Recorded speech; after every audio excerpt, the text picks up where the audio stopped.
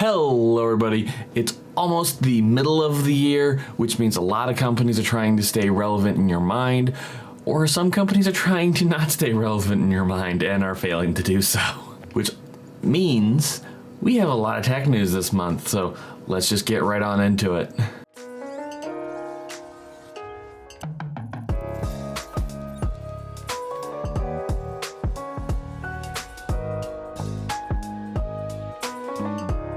Before I begin, don't forget to like the video if you like the video and subscribe to the channel. Also, link is down below to the merch store. Go get some great merch. First, we have the Google Pixel Fold.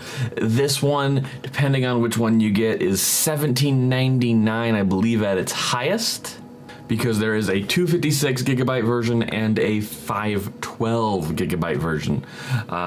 There are some other specs here, depending on how things are going to go for the actual processing unit of the Pixel, but one of the bigger things is it's going to be featuring Android 14, which I believe I don't have yet. On my phone, I'm on Android 13 if memory serves, but I'd have to check again. And like most folds, this fold is going to have two screens. So it is going to have a much bigger landscaping look for it to give a lot of people a bigger view on what they're looking at, which I have seen to be really good for watching YouTube videos, reading some Word docs, things like that. Next, Roku is entering the smart home security business. They're also going to be doing lights as well as strip lights, even more, which is really interesting. I want to know if these guys are doing it through an OEM or if they're actually like making it themselves. But with this, they are going to have lights, they're going to have solar panels, monitoring systems like cameras, keypads to enter in to get into places, motion sensors, hubs. This is going to be a very interesting thing, and I actually do want to see if I can get my hands on some of this and see how it is. It's a very interesting device, that's for sure. And this is the instance what I was talking about, that some companies really should have tried more to stay out of public view. ASUS was having some BIOS controversy after their BIOS seemed to have been overvaulting the Ryzen 7000 X3D, and they were melting the physical chips with the motherboards, and there was a BIOS update. The BIOS update put on it that it was getting rid of the warranty. There was controversy on that. There's more details on this on another video I did just last week, so if you want to get a little more detail on that, go watch that. The main thing is ASUS has now responded. They are saying they're going to cover the warranties. They're going to still warranty the motherboards in all ways that it has been doing. And it just did a really bad job of PR. We're gonna see if that's gonna be true from here on, but ASUS has got a long way to go before they get some trust back. And to be honest, I don't know exactly where to fall on this myself. Next up is a little bit more of a lighthearted thing. We have now made a fully edible battery, which I honestly want to see if I can do myself. I don't imagine this is going to be easy though. This seems like to be one of those things that people just did because they wanted to know if it would work. It even explains how they did it using, I am going to butcher almost all of these words, aren't I? Quercetin, a pigment found in almonds and capers, serves as the battery cathode, whereas the riboflavin makes it the battery anode. That's interesting in some level, because that's just, some of these I actually understand, and I just really want to know if there's a bigger use case for this. How many kids are swallowing batteries? What? Okay, this is apparently a bigger problem than I thought. So maybe at some point, as these become a little more ready accessible as well as monetarily accessible, because I don't know how much money this costs to make, they'll start being in toys and such for kids, if that's the reason they made it. Honestly, it's a really interesting idea and I want to hear more about it. Next up, YouTube is now going to be blocking ad blockers. This is partially true. YouTube says that they were testing out a feature to block ad blockers. The reason for this is not very hard to figure out. YouTube gets a lot of money from ads. Those that use ad blockers, YouTube does not get that money. It's just how that works. I don't have a good answer for how to fix that other than you either pirate your stuff and you understand the responsibilities of pirating. That's what it is, even if you use ad blockers on such sites like YouTube, because you're trying to block them from making money, because that's how the site stays alive. Or you get premium. There's, again, not a good choice here. If you ask me, I kind of wish we could go back to the time when YouTube was not needing this much money to stay alive, but there's not much we can do about that. We're here and it's here to stay for now.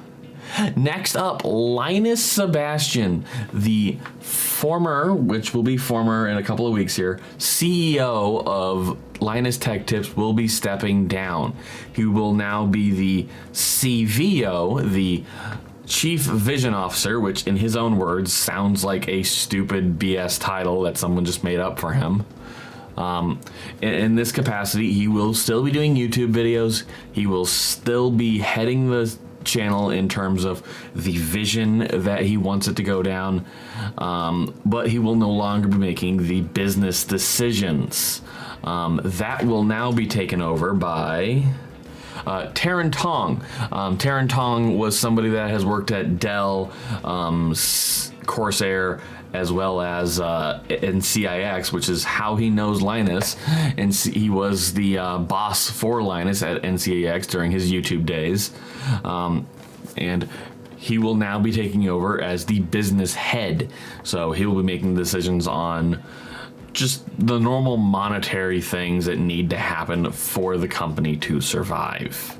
There are some concerns about what might happen here, but for the honest part here, I think we'll all be fine. Linus is still there. He is still the owner of Linus Tech Tips, him and Yvonne. So if there is a problem, it can be resolved with that.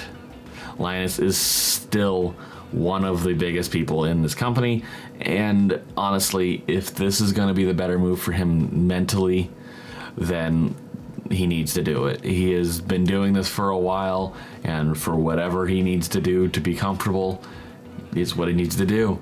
As long as he's still creating content and I get to watch him do really crazy random stuff with servers, I will enjoy every bit of it. Next up, we had some graphics cards come out. The 4060 Ti came out as a 1080p king for the consumers at $399. This very obviously landed okay on a lot of things. However, $399 for a 1080p product when NVIDIA has been marketing so heavily that their graphics cards are so good you can do multiple 4K or even 16K gaming, is a little weird in my opinion. Also, 8 gigabytes is not enough for gaming in this time. There is a 16 gigabyte coming.